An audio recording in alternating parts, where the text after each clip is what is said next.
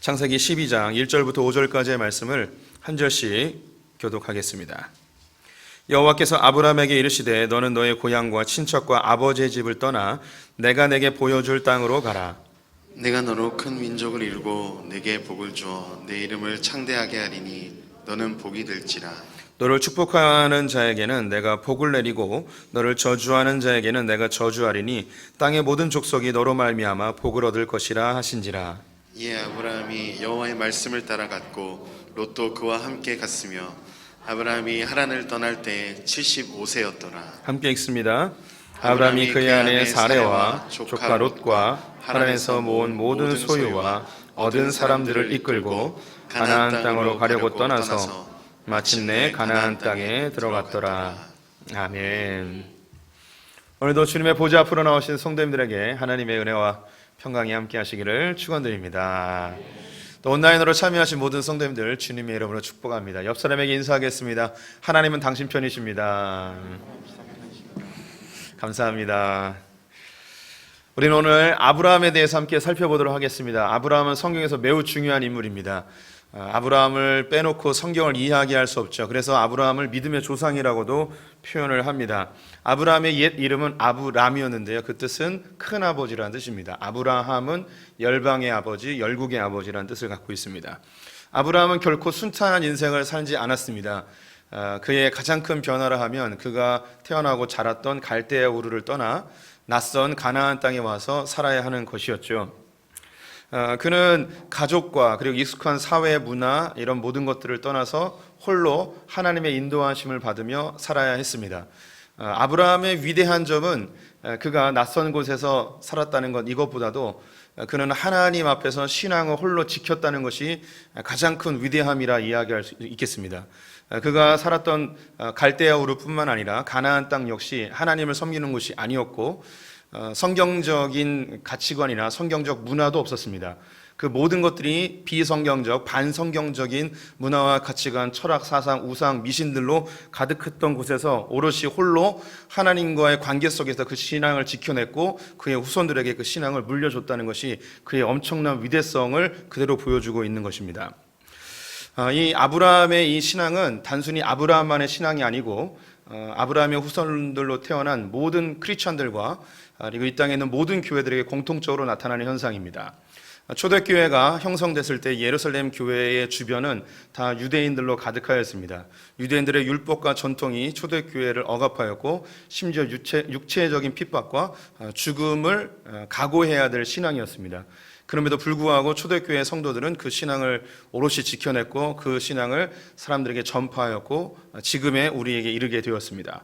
또한 이 신앙은 점점 확대되어져 로마 제국 곳곳에서 교회가 만들어지게 되었는데요. 로마 제국의 황제의 통치 속에서 신앙을 지킨다는 것 결코 쉽지 않았습니다. 예수를 주라고 고백하는 것 자체가 그들에게는 형벌이었고 죽음이었습니다. 또한 그리스 로마의 문화와 종교와 우상들로 가득한 그 세상 속에서 유일신 하나님과 예수 그리스도의 구원을 신뢰한다는 것은 결코 쉽지 않은 일이었죠. 외로운 싸움을 우리의 믿음의 선배들이 그렇게 살아냈습니다. 그뿐만 아니라 세계 곳곳에 퍼진 이 복음은 그 가는 곳마다 여러 충돌과 갈등과 핍박 속에서 신앙을 지켜냈죠. 바로 이 아브라함이 가졌던 이 믿음을 우리가 고스란히 물려받은 것입니다. 한국에 교회가 들어왔을 때도 마찬가지입니다.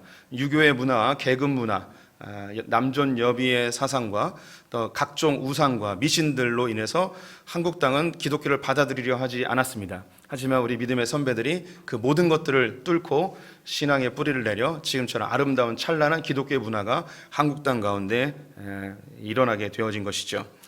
우리 성도님들도 마찬가지입니다. 성도님들이 신앙을 처음 가질 때에 가족이나 부모 혹은 배우자의 핍박이 있었고 또 반대도 있었습니다.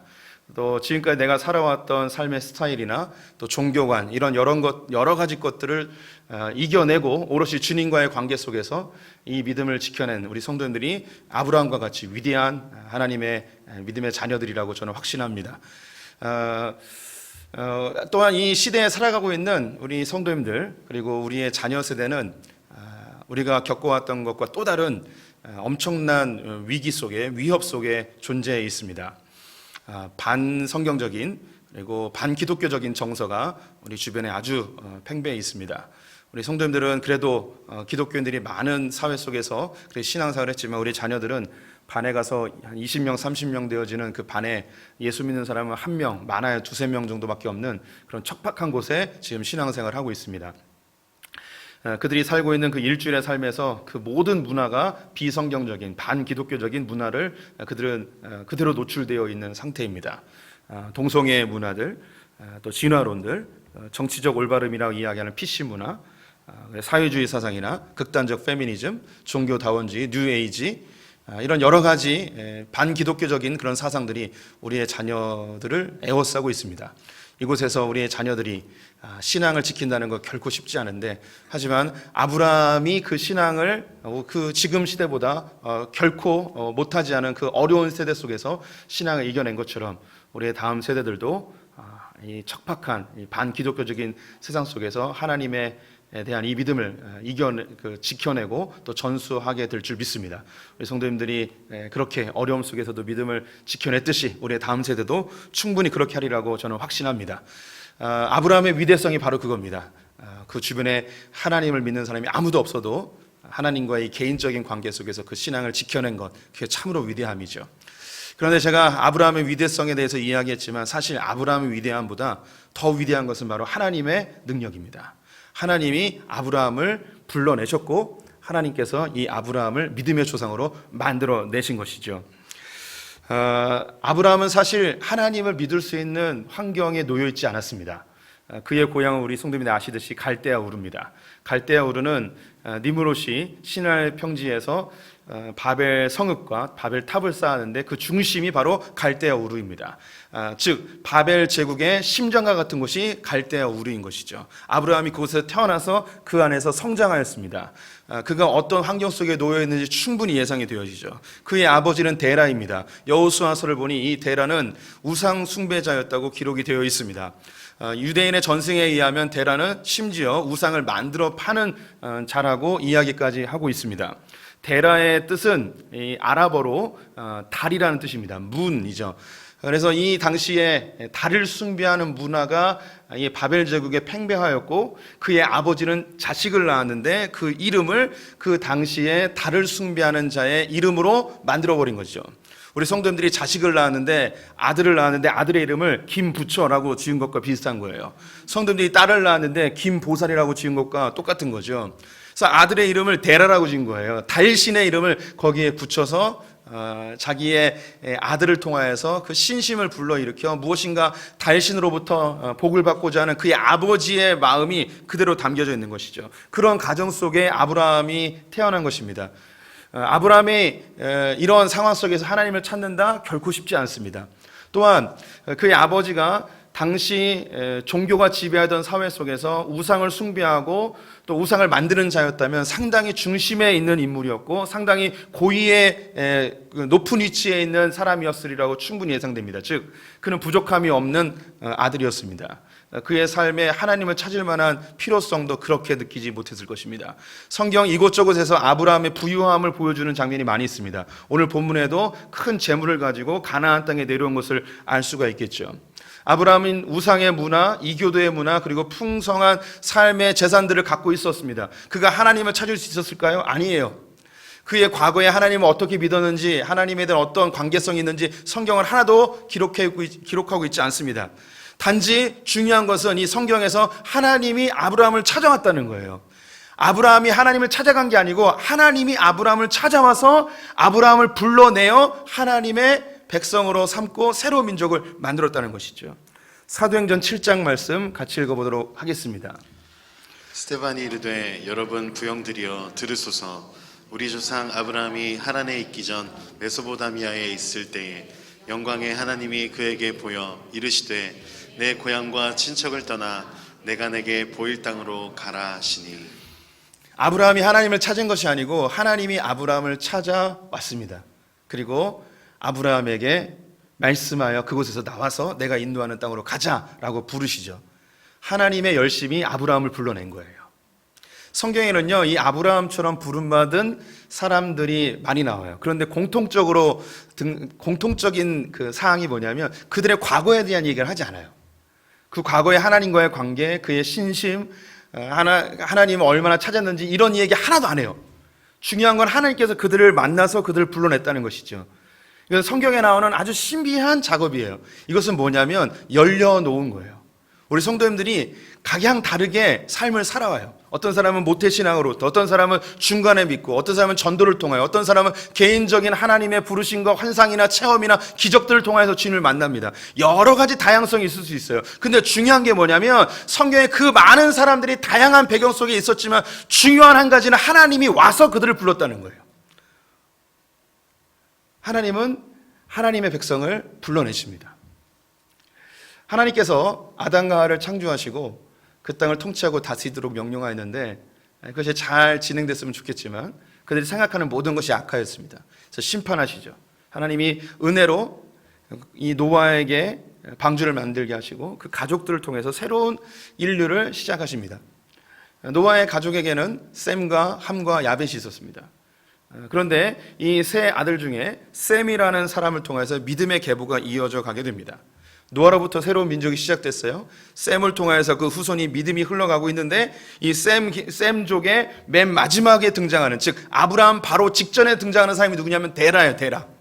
아까 이야기했듯이 이 데라는 그 아버지가 그 당시에 바벨론의 신의 이름을 그에게 지어주었고 우상을 숭배하는 자였고 전설에 의하면 우상을 만들어서 파는 자였습니다. 보십시오. 노아로부터 시작한 이 하나님의 새로운 계보가 쭉 흘러가다가 맨 마지막에 등장한 사람은 우상 숭배자이고 갈대아 울에서 가장 암흑 속에 있는 하나님을 전혀 모르는 듯한 사람이 딱 나타나는 거예요. 그럼 이 데라 다음에는 무슨 일이 벌어질까요?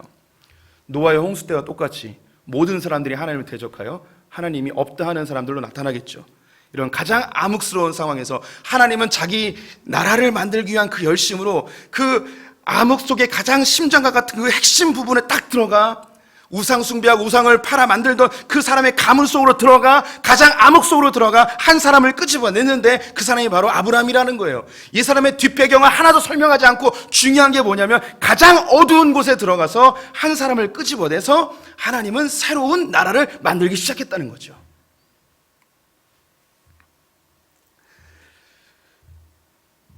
성경엔 이러한 그림이 많이 나옵니다. 이스라엘 백성들이 가나안 땅에 들어가서 가나안을 정복하고 사사시대가 진행이 되었는데 12명의 사사시대가 쭉 지나가면서 그 처음은 하나님을 정말 잘 믿는 여호수아부터 시작됐는데 사사기의 마지막은 뭐냐면 왕이 없으므로 각자의 소견에 오른 대로 사는 정말 참혹한 현실이 발생합니다. 같은 민족끼리 서로 죽이고 동성애가 관영하고 음란하고 우상 숭배하는 그런 나라로 다 바뀌어버렸어요. 그냥 지나면 그들에게는 완전히 다 멸망뿐이에요. 완전히 암흑이죠. 그런데 사사기를 딱 넘어가면 어떤 일들이 벌어지는가? 하나님께서 한 사람의 빛과 같은 존재를 그 민족 가운데 딱 떨어뜨려 주세요. 그 사람이 누구냐면 다윗이라는 사람이에요. 다윗이 하나님이 통치하시는 통일 이스라엘을 만들죠. 이 통일 이스라엘이 또 잘 진행되면 좋을 텐데 다윗으로부터 시작된 이스라엘의 왕조가 시간이 쭉 지나며 시스기야 때는 우상 숭배와 온갖 나라의 외교적인 방법으로 나라를 살리려 했던 엄청난 범죄들이 일어나는 추악한 이스라엘로 바뀝니다. 다 멸망해버리죠. 지중해 연안으로 다 뿔뿔이 흩어져 이스라엘 민족은 사라질 것 같은데 완전히 암흑 속으로 들어가 버렸는데 하나님께서는 그 가운데 또 다른 빛과 같은 존재를 보내시어 하나님의 새로운 인류를 만들어내십니다. 그 빛과 같은 존재가 누구냐 하면 바로 예수 그리스도라는 분이죠. 하나님 이렇게 우리를 만들어 가세요.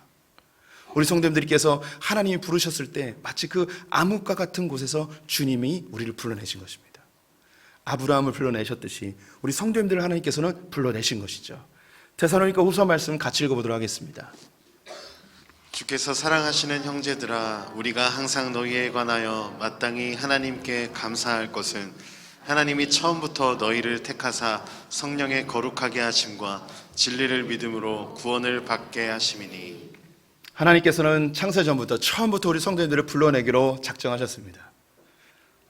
어떤 배경을 갖고 있는지 모릅니다. 성도님이 어떻게 주님을 찾고 어떻게 주님과의 관계를 맺었는지 우리는 다 알 수 없습니다. 근데 분명한 건 뭐냐면 하나님께서 우리 성도님들을 그 어둠에서 건져냈다는 거예요.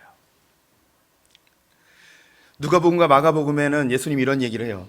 하나님께서 저 돌들 들어 아브라함의 자손을 만들 수도 있다고.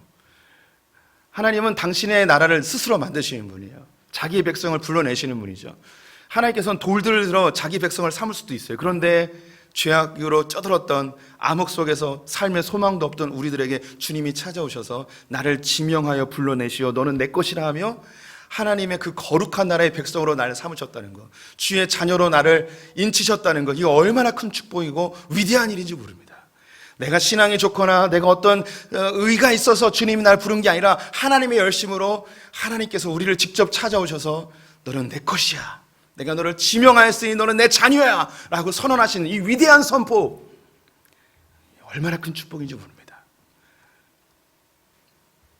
우리 성도님들이 어떤 어둠 속에 있었는지 모릅니다. 어떤 분들은 가정의 폭력 속에 노출됐던 분들도 있습니다. 어떤 분들은 부모님이 심각한 술 중독에 쩌들었던 그런 가정에서 태어난 분들도 있어요. 가정이 파괴되거나 오늘 오랜 세월 동안 우상 숭배로 쩌들었던 그 삶에서 하나님이 건져내신 분들도 있어요. 혹은 인생 한번 바꿔보고자 성공이나 돈이나 이런 것에 취하여서 인간관계도 다 끊고 오로지 성공해야겠다, 오직 좋은 학교 가야겠다, 여기서 쩌들어 있던 분들이 내 삶이 점점 피폐해가는 속에서 내가 혹은 이루지 못한 것에 대한 그 패배감과 우울감 속에 살았던 분들을 건져내신 분들도 있어요. 사람들이 다 손가락질하는 교만함과 자기 도취에 빠져서 내 삶에 내가 최고라고 생각했던 그 상황이 완전히 고꾸라져 완전히 밑바닥의 삶을 살고 있을 때 나를 건져내신 그 하나님 만난 분들도 있습니다. 신체적 약점이나 큰 마음의 상처를 입어서 삶의 소망도 없는 그런 나를 주님께서 만나주신 분들도 있습니다. 각각 다 상황은 다르지만 처음부터 우리를 택하여 부르신 그 어머니의 뱃속에서부터 나를 조성하여 그 나를 지켜보셨던 그 주님이 나에게 찾아오셔서 나를 불러내신 그 주님, 그 하나님 나라 백성이 됐다는 것, 이 세상의 그 어떤 것보다도 위대하고 가장 아름다운 선물인 줄 믿습니다. 우리 성도님들이 태어나면서부터 기독교 가정에 태어난 분들도 있어요. 어머니 뱃속에서부터 예수를 믿은 분들도 있어요. 혹은 어린 시절부터 교회의 문화가 익숙한 분들도 있고 오랜 세월을 지나면서 신앙이 나에게 너무나 익숙해져서 하나님이 나를 부르셨다는 것을 잊어버릴 수도 있어요. 근데 성경은 분명히 이야기합니다. 하나님께서 우리 성도님들을 부르셨고 우리 성도님들이 이끄셔서 이 자리까지 온 거예요. 하나님의 도우심과 주님의 열심이 없었다면 우리는 이 자리에 위치할 수도 없습니다. 수많은 아픔과 상처와 포기하고 싶은 그 절망적인 순간들이 내 인생에 겹겹이 쌓였을 때에 그때 주님이 사람을 통하여 주님의 기적적인 방법을 통하여 말씀을 통하여 여러 가지 방편으로 나를 이끌고 도우셔서 나를 다시 불러내셔서 주님이 이 자리까지 인도하신 줄 믿습니다. 우리 성도님들의 삶의 모양은 각각 다르지만 분명한 것, 아브라함을 부르셨듯이 우리 성도님들을 불러내시어 하나님의 자녀 삼으심에 대하여 감사하고 찬송하는 성도님 되시기를 축원드립니다. 하나님께서 아브라함을 부르시는데 몇 가지 특징이 있습니다. 이 특징이 우리에게도 주어지는 좋은 교훈이 되리라고 생각이 듭니다. 첫 번째는요, 하나님의 부르심은 개인적인 부르심입니다. 1절 말씀 같이 읽어보도록 하겠습니다. 여호와께서 아브라함에게 이르시되 너는 너의 고향과 친척과 아버지의 집을 떠나 내가 내게 보여줄 땅으로 가라. 하나님은 아브라함에게 직접 만나셔서 아브라함을 불러내십니다. 지극히 개인적인 부르심입니다. 그의 가문을 부르지 않으셨습니다. 아브라함을 부르셨습니다. 갈대아 우르에서 하나님께서 아브라함을 불러내어 하나님이 인도하시는 땅으로 가라고 합니다. 근데 이 아브라함은 가족들과 함께 하란이라는 곳에 가게 됩니다. 왜 이곳에 정착하였는지 성경에 언급하고 있지 않지만 중요한 것은 하나님이 원하시는 곳은 하란이 아니었다는 거예요. 아버지가 돌아가신 이후에 하나님께서는 아브라함에게 다시 명령하시며 그곳에서 나와 내가 인도하는 땅으로 가라 이야기하시죠. 주님 목적하신 곳까지 끊임없이 추적하셔서 하나님이 인도하시는 하나님의 그 위대하신 그 능력, 주님의 열심, 이것이 여기에 그대로 담겨져 있죠. 우리 성도님들께서 하나님과의 개인적인 만남을 갈망하셔야 됩니다. 우리 성도님들이 그냥 기독교 가정에서 태어났고 부모님이 교회를 다녔고 내가 좋은 교회 공동체에 속해 있기 때문에 나의 구원이 담보되었다고 생각하시면 큰 오산입니다. 하나님의 부르심은 지극히 개인적입니다. 한 분 한 분이 주님 앞에 단독자로 서서야 하는 것이죠. 성경에 나와 있는 많은 믿음의 위인들이 하나님 앞에 개인적인 부르심을 다 경험합니다. 애굽의 왕자였던 모세는 시내산에서 떨기나무가 타는 모습 속에 하나님의 부르심을 경험하게 되어집니다. 이사야가 성전에서 기도할 때 하나님께서 그를 불러시어 누가 나를 위해 갈 거라고 그에게 개인적으로 질문하시죠. 또 많은 제자들이 한 명 한 명 그 이름을 부르며 주님께서 그들을 불러내십니다. 그물을 깃고 있었던 베드로에게 가서 그를 불러내십니다. 또한 이 기독교인들을 핍박하며 죽이러 다메섹으로 가고 있었던 사울, 우리에겐 바울로 알려진 그 바울을 직접 만나시며 그를 변화시켜서 하나님의 일꾼으로 삼으시죠. 우리 성도님들 한 분 한 분을 주님께서 만나 주셨습니다. 개인적인 하나님의 부르심을 경험했기 때문에 이 자리까지 오게 된 것입니다. 내 마음속에 주를 찾고 싶은 마음, 또 주변에 있는 친구들, 부모님, 여러 가지 방편으로 주님이 나에게 통로를 제공하여 주님을 만나게 하십니다.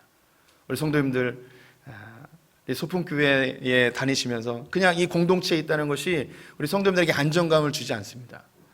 우리 성도님들은 개인적으로 하나님을 만나셔야 돼요. 주님을 찾으셔야 돼요. 구원은 개인이에요. 예전에 우리 어르신들이 우리 마누라 열심히 교회 다니니까 마누라 천국 갈 때 그 치맛자락 잡고 나도 올라가겠다, 이런 이야기는 존재하지 않습니다. 우리 성도님들이 한 분 한 분 주님과 만나기 위해서 분투하시기를 축원드립니다. 두 번째, 하나님의 부르심은요, 우리의 의지를 요구하시는 부르심입니다. 1절 말씀 다시 한번 읽어보도록 하겠습니다. 여호와께서 아브라함에게 이르시되 너는 너의 고향과 친척과 아버지의 집을 떠나 내가 내게 보여줄 땅으로 가라. 하나님께서는 아브라함에게 고향, 친척, 아비 집을 떠나서 내가 보여주는 땅으로 가자고 이야기합니다. 여기서 떠나라는 말은 나와라는 그 뜻입니다. 나와서 나를 따르라 라는 것이죠. 그 지금까지 자기의 삶의 안정감, 자기의 편안함, 자기의 성공, 자기가 갖고 있었던 가치관들, 문화들, 그 모든 것들을 단절하고 주님이 인도하시는 곳으로 떠나서 가야 되는 것이죠. 하나님은 자기 백성들을 불러내실 때에 그들이 갖고 있었던 삶의 환경들, 죄성들, 옛 습관들과 그 모든 것들을 단절하고 주님께로 나오기를 계속해서 요구하고 있습니다. 베드로를 부르시자 베드로는 자기가 갖고 있었던 그물을 버려두고 주님을 따르게 됩니다. 야고보와 요한을 부르자 이 야고보와 요한은 자기의 아버지와 배를 버려두고 주님을 따르게 됩니다. 바울을 불렀을 때 바울은 바리새인 중에 바리새인이고 히브리인 중에 히브리인이고 그는 로마의 시민권자이고 모든 것이 완벽하게 준비되어진 사람이지만 그 모든 것들을 배설물로 여기고 주님을 따르게 되어지죠. 우리 성도님들이 주님을 따른다, 주님의 부르심을 받았을 때에는 내가 지금까지 갖고 있었던 삶의 환경들, 문화들, 나의 가치관들, 나의 죄성들을 끊어내는 연습이 필요합니다. 이걸 끊고 주님을 찾아가야 돼요. 이걸 끊지 않으면 중요한 갈등의 상황이나 선택의 상황이 되면 그것이 다시 끌어올라서 예전으로 다시 돌아가고 심지어는 하나님과의 관계가 끊어지는 경우들도 있습니다. 어떤 분들은 옛 종교를 버리지 못하는 분들도 있어요. 내가 50년 동안 부처님을 섬겼는데 내가 이제 이 교회로 바꾼다는 건 어떻게 이 부처를 배신하냐. 쓸데없는데 의리가 좋으신 분들도 많이 있어요. 근데 내가 지금까지 살았던 삶의 습관들, 죄성들, 이걸 끊지 못하는 분들도 있습니다. 한국의 교회가 처음 들어왔을 때 선교사님들이 한국 사회를 보면서 교회에 오는 자들은 반드시 끊어야 될 것들 몇 가지를 알려주셨어요. 조선 땅에 왔는데 이 조선 땅이 너무나 추악하고 너무나 형편없고 너무나 죄로 가득한 것을 봤습니다. 조선 땅을 망치는 세 가지 삼적을 이야기했어요. 이 삼적이 뭐냐면 술, 도박, 첩질, 이 세 가지를 이야기했습니다. 교회에 오는 자들은 반드시 이 세 가지를 끊고 와야 된다고 명령하셨어요. 조선 땅을 완전히 망치고 있었습니다. 1년 동안 열심히 돈을 벌고서 겨울철이 되면 다 모여서 사랑방에서 다 도박하고 있는 거예요. 집문서 다 날라가고 쌀가마니 다 날라가는 거죠. 그래서 늘 술에 쪄들어 있습니다. 그래서 남성들이 일하지 않고 여성들이 일을 하죠. 이게 한국 사회만 그런 게 아니고요. 동남아시아에 가면 대부분 여자들이 일을 해요. 남자들은 뭐 하냐면 술 먹고 자요. 예. 우리나라도 그랬어요. 우리나라도. 예. 그리고 돈 좀 있는 사람들은 여자를 여럿 거느리며 첩질하는, 가족이 다 파괴되어지고 갈등 속에 있고 삶의 소망도 없어서 술로 도박으로 삶을 허비하는 그 세대 가운데 선교사님들이 와서 교회에 오는 사람들이 그걸 끊고 오라고 그랬습니다. 하나 더 추가로 말씀드리면, 예전에 신학교로 오려고 그러면 신학생들은요, 빚이 있으면 신학교에서 받아주지 않았습니다. 재정 관리를 잘 못하는 사람은 받아주질 않았어요. 빚을 지면 이 빚을 갚는데 많은 시간을 허비해야 되기 때문에 신학생으로 받지 않고 빚을 다 탕감한 다음에 그때 오라고 이야기를 했습니다. 이런 전통이 한국 교회에 고스란히 남아 있어서 다른 나라의 교회와는 다른 주초 문제에 있어서만큼은 한국 교회가 매우 철저하게 지키고 있죠. 우리 성도님들 중에 아직 이 문제에 대해서 해결하지 못하신 분들도 있을 수 있습니다. 그런데 우리 성도님이 죄책감을 주는 게 아니에요. 문제는 뭐냐면 어느 순간부터 한국 교회의 이 울타리가 점점점 낮아지고 죄에 대한 개념이 모호해지는 것, 이게 문제예요. 성경에서 우리에게 끊으라 했던 이 옛 습관들을 끊고 주님께 나와야 되는데 이걸 끊지 못하고 내 의지를 들여서 끊지 못하고 주님께 나올 때는 신앙이 성숙되지 않을 뿐더러 왜곡된 신앙이나 혹은 하나님과 더 멀어지는 경우들도 있습니다. 우리 안에 미신을 가지고 교회에 오는 사람들도 있습니다. 옛날 성황당 신앙으로 신앙생활하는 분들이 있어요. 지성이면 감천이라고. 옛날에 교회에서 권사님이 기도했어요. 대표기도. 주님도 말씀하지 않으셨습니까? 지성이면 감천이라고. 농담 같죠? 실제로 있었던 일이에요. 우리 안에 그런 마음이 있어요. 여전히 교회 다니고 있음에도 불구하고 손 없는 나를 따져야 되는 우리의 삶이 있단 말이에요. 이런 거 끊어야 되는 거예요. 우리 교회에 실제로 있었던 일. 한 어떤 여자 성도님이 교회 등록했어요. 청년 때까지 교회 다니다가 결혼하면서 교회 안 다녔는데 다시 오게 된 거예요. 그 마음속에 교회에 가고 싶은 열정을 주님께서 불러일으키셔서 교회 오게 됐어요. 또 우리 성도님들 중에 한 분이 전도해서 그 마음속에 다시 주님을 찾는 마음이 왔어요. 결혼 조건이 뭐였냐면 교회 안 다니는 거였어요. 시어머니가. 그런데 교회를 한 달쯤 다녔는데 신방도 했어요. 그런데 갑자기 안 나오는 거예요. 알아봤더니 남편 사업이 조금 잘 안 됐대요. 그랬더니 시어머니가 갑자기 대뜸 이야기하더래요. 너 교회 다니지? 귀신 같은 분이에요. 그래서 이분이 내가 교회 다녀서 정말 남편 사업이 안 되나 보다 하고 그 다음부터 안 나왔어요. 우리 성도님들은 웃으면서 들을 수 있겠지만 어떤 분들에게는 매우 심각하게 들릴 수도 있습니다. 이게 끊지 못하는 거예요. 의지를 들이지 못하는 거죠. 하나님이 주시는 그 놀라운 은혜를 기대하지 못하고 옛 습관에 빠지고 옛날 것에 매여 있는 것을 끊지 못하고 거기에 여전히 취하여서 다시 돌아가는 이런 안타까운 일들이 벌어집니다. 우리 성도님들에게 주어진 그런 옛 습관들, 태어날 때부터 가정의 환경 속에서 이게 한국이라는 환경 속에서 내게 스며들어 있는 비성경적인 그런 가치관들을 끊고 주님께 나와야 돼요. 우리 성도님들이 한순간에 되지 않을 수도 있어요. 주님은 그렇게 한순간에 바뀌기를 또 기대하지도 않습니다. 중요한 건 뭐냐면 내가 끊임없이 주님 나라 갈 때까지 나의 이 옛 습관들을 끊어내기 위한 나의 분투, 열심, 주님이 그걸 우리에게 요구하시는 거예요. 아브라함도 친척 아비지를 떠나서 왔지만 그의 삶에 여전히 남아있는 옛 습관들이 있었어요. 자기 부인을 2번이나 여동생이라고 속이는 그런 연약한 모습도 갖고 있었단 말이죠. 중요한 건 뭐냐면 주님께로 점점 가까이 가면서 끊으려고 하는 우리의 열심입니다. 세 번째, 하나님의 부르심은요, 선교적 부르심입니다. 2절과 3절 말씀 같이 읽어보도록 하겠습니다. 내가 너로 큰 민족을 이루고 내게 복을 주어 내 이름을 창대하게 하리니 너는 복이 될지라. 너를 축복하는 자에게는 내가 복을 내리고 너를 저주하는 자에게는 내가 저주하리니 땅의 모든 족속이 너로 말미암아 복을 얻을 것이라 하신지라. 하나님께서 아브라함을 불러내실 때에는 아브라함이 잘 먹고 잘 사는, 그의 가족만 잘 먹고 잘 사는 이런 개인주의적인 신앙을 위해서 부른 게 아니에요. 우리 성도님들을 하나님께서 자기 아들 독생자 예수 그리스도를 십자가에 못 박혀 죽이면서까지 성도님들을 불러내신 목적은 나 혼자만 잘 먹고 잘 살게 하기 위함이 아니라고요.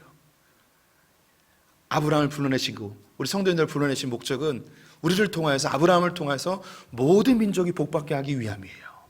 주님은 이런 선교적 목적을 가지고 아브라함을 부르셨고 우리 성도님들을 부르셨습니다.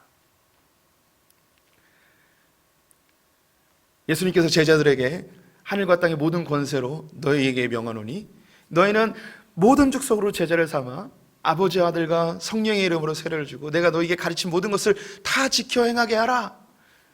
예루살렘과 온 유대와 사마리아 땅끝까지 이르러 이 복음을 전하라.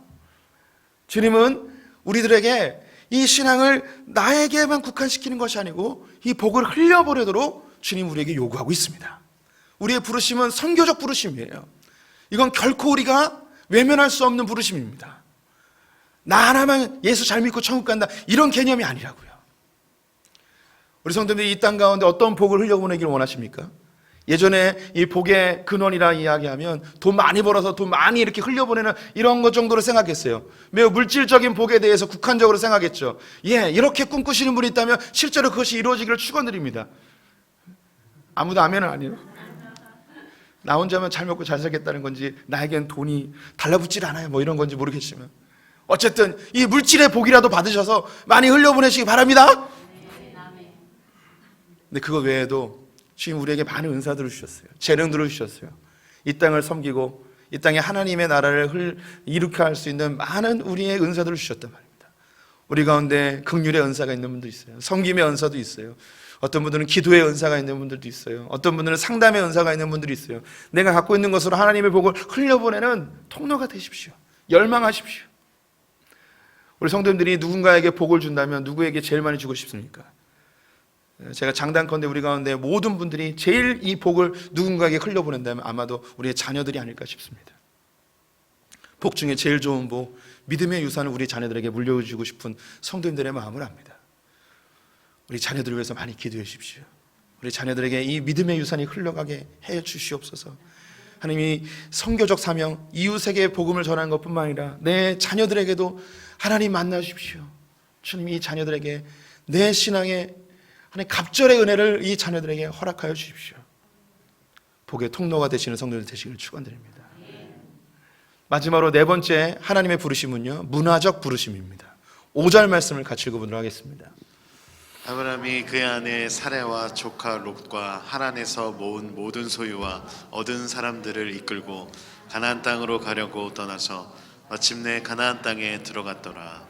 하나님께서 아브라함을 통하여 새로운 인류, 새로운 나라를 만들고자 하셨는데 아무도 없는 저 산꼭자기 같은 데 가서 허허 벌판에서 새로운 나라를 만들면 좋잖아요.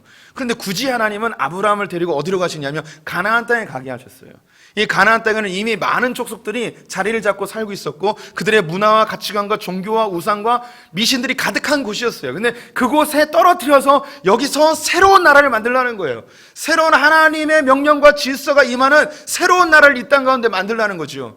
이것은 우리에게 명령하신 것과 똑같습니다. 우리로 하여금 이 세상에 들어가라는 거예요. 저 산골짜기 들어가서 나 혼자만 자기 도량을 쌓는 그런 개인 수양의 종교가 아니라 우리 성도들의 직장과 학교와 가정에 들어가서 하나님의 통치와 다스림이 임하는 문화적 부르심으로 우리를 보내신 거예요. 에덴 동산에서 아담과 하와에게 생육하고 번성하고 땅에 충만하고 다스리라 했던 이 문화 명령을 주셨듯이 창세기 9장에 노아에게 충만하라고 하였던 이 문화 명령을 주셨듯이 아브라함에게도 가나안 땅에 들어가서 미신과 우상과 각종 가치관과 비성경적인 비진리적인 그 문화로 충만한 그곳에 가서 다시 하나님 나라를 일으켜 보라는 거죠. 우리에게 똑같이 하나님 명령하십니다. 외면하지 마십시오. 우리 성도님들의 가정 속에 비성경적인 문화를 바꿔내야 되는 거예요. 왜곡되어진 남편과 아내의 관계가 있다면 이걸 바꿔놔야 되는 거예요. 자녀들을 노엽게 하지 아니하고 성경적인 가치관을 가르치고 자녀들은 부모를 공경하고 우리 직장에 있는 분들은 내가 종업원이라면 나의 상전이 눈에 보이는 사장님이 아니라 하나님임을 보고 보이지 않던 보든 관계없이 내게 주어진 일에 충성하고 청지기적 사명을 살고 내가 사장이라면 하나님의 대리자임을 알고 나의 직원들을 평가하거나 비난하는 것이 아니라 긍휼의 마음으로 그들을 살피고 더 열심히 사업을 확장하여 더 많은 일자리를 창출하여서 복의 통로가 되어주고 성경적인 가치관이 세워져 있는 그런 사업체를 만들고 우리 성도님이 각각에 있는 그런 어떤 위치가 있다면 공무원, 의사, 교사, 경찰, 소방관 그리고 상업을 하시는 그 모든 분들은 내게 주어진 그 직업을 통하여서 하나님의 질서가 나타나도록 비성경적인 왜곡되어진 정직하지 않고 공의롭지 않은 그런 문화들을 나의 선에서만큼이라도 좀 바꾸려는 그 애씀, 이것이 바로 우리의 부르심입니다. 하나님은 아브라함을 통하여서 이런 나라를 만들고 싶어 했습니다. 시간이 점점 지나면서 안타깝게도 이스라엘 백성들은 개인적으로 하나님을 만나려 하지 않았습니다. 그들은 이스라엘 공동체 안에 있는 것으로 하나님이 자신들을 축복해 줄 거라는 큰 착각을 하였습니다. 성전에서 1년에 3번씩 나가서 열심히 제사 지내면 하나님이 좋아하실 거라고 복 주실 거라고 큰 오해를 하였습니다. 그들은 하나님을 개인적으로 만나려고 애쓰지 않았습니다. 또한 그들은 자신들의 옛 습관과 죄성들을 끊으려는 의지가 없었습니다. 그들은 하나님도 섬기고 그 땅에 있는 우상들도 섬기는 사람들이 되었습니다. 음란하였습니다. 힘의 질서에 의해서 더 높은 곳을 차지하기 위하여 더 많은 돈을 벌기 위해 하나님을 이용할 뿐이었습니다. 또한 그들은 선교적 사명에 전혀 눈뜨지 못하였습니다. 하나님 이스라엘을 통하여서 온 열방 가운데 하나님을 소개하고 싶었지만 그들은 그릇된 선민사상으로 이방인들을 개취급하는 어리석음을 범하고 말았습니다. 그들은 하나님의 질서와 통치가 임하는 문화적 사명을 가졌음에도 불구하고 이방 문화들을 그들을 받아들여 그들은 처참하게 타락한 인생들을 살게 되었죠. 하나님은 이스라엘을 버리고 말았습니다. 바벨론에 의해서 완전히 멸망시켜버렸죠. 하지만 하나님의 열심은 거기서 끝나지 않습니다. 아브라함을 통해서 새로운 인류를 만드셨듯이 하나님께서는 한 사람을 보내어 하나님의 나라를 시작하십니다. 그분이 바로 예수 그리스도이십니다. 예수 그리스도는 아브라함과 똑같은 삶을 사셨습니다. 아브라함이 친척 아비집을 떠나서 가나안 땅으로 갔듯이 예수 그리스도께서는 아버지의 집을 떠나 아버지의 보좌를 떠나 이 땅으로 내려오셨습니다. 아브라함은 안정되고 편안한 삶을 포기하고 하나님이 이끄시는 유목민의 삶 가나안 땅으로 왔듯이 예수 그리스도는 하나님의 우편에 편안하고 안정된 삶을 포기하고 구유로 내려와 이 땅 가운데 가장 낮은 자의 삶을 사셨습니다. 예수 그리스도는 하나님의 나라를 이루기 위하여서 하나님의 뜻대로 하나님의 말씀대로 살고자 이 땅 가운데 오셨습니다. 또한 열방이 주님께로 돌아오는 모든 민족으로 구원받게 하기 위한 통로로 주님께서 이 땅에 오셨죠. 바로 우리 성도님들이 그 예수 그리스도를 통해서 하나님의 자녀 아브라함의 후손이 되었습니다. 갈라디아서 3장 말씀 같이 읽어보겠습니다. 이는 그리스도 예수 안에서 하나님의 복이 이방인에게 미치게 하고 또 우리로 하여금 믿음으로 말미암아 성령의 약속을 받게 하려 함이라. 예수 그리스도를 통해서 우리는 아브라함의 복을 받게 되었습니다. 아브라함의 부르심을 우리도 받게 되었습니다.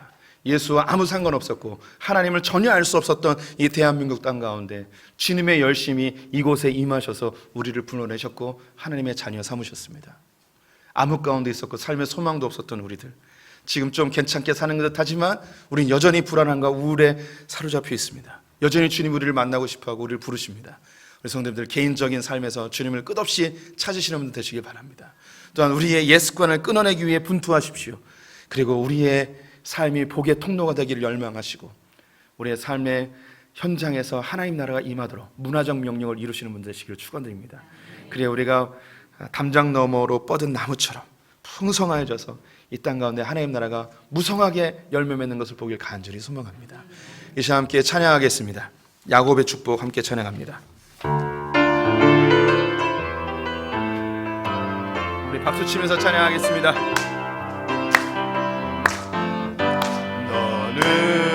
너는 담장 너머로 뻗은 나무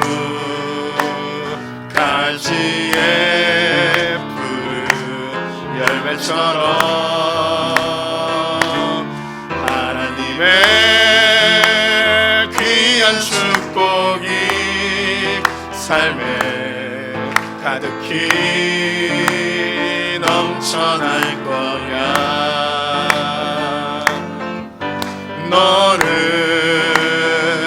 어떤 시련이 와도 능히 이겨낼 강한 달이 있어. 전능하신 하나님께서 너와 언제나 함께 하시니 너는 하나님의 사람, 아름다운 하나님의 사람. 나는 널 위해 기도하며 내 길을 축복할 거야. 너는 하나님의 선물, 사랑스러운 하나님의 열매, 주의 품에 꽃 피운 나무가 되어줘. 너는 하나님의 사람, 너는 하나님의 사람, 아름다운 하나님의 사람. 나는 널 위해 기도하며 내 길을 축복할 거야. 너는 하나님 하나님의 선물, 사랑스러운 하나님의 열매, 주의 품에 꽃 피운 나무가 되어줘. 하나님, 우리를 암흑 속에서, 어둠 속에서 불러내 주신 은혜에 감사합니다. 우리는 하나님을 찾을 수도 없었고 주님을 알지 못하던 자였습니다. 주님의 열심히 우리를 찾아오셨고 우리를 건져주셨습니다. 주님 감사합니다. 주의 자녀된 이 축복을 우리가 결코 소홀히 여기지 않게 하여 주시옵소서. 하나님, 우리가 더욱더 주님을 찾기에 갈망합니다. 또한 우리의 옛 습관을 끊기 위하여 열심하겠습니다. 우리에게 주신 이 복을 흘려보내는 복의 통로가 되길 소망하며 나의 삶의 자리에서 주의 질서와 법도대로 살아내는 아버지의 백성 다 되게 하여 주시옵소서. 지금은 우리 주 예수 그리스도의 은혜와 하나님 아버지의 무한하신 사랑과 성령의 교통하심이 하나님의 부르심에 합당히 행하여 하나님을 더 갈망하며 나의 옛 습관을 끊어버리고 복의 통로로 살고 주의 말씀과 질서대로 살기를 열망하는 소풍의 모든 성도들과 특별히 믿음의 유산을 흘려보내고 싶어하는 우리의 자녀 세대 위에, 저 북에 있는 우리 형제 자매들과 열방의 선교사님들 위해 지금부터 영원토록 함께 계실지어다. 아멘.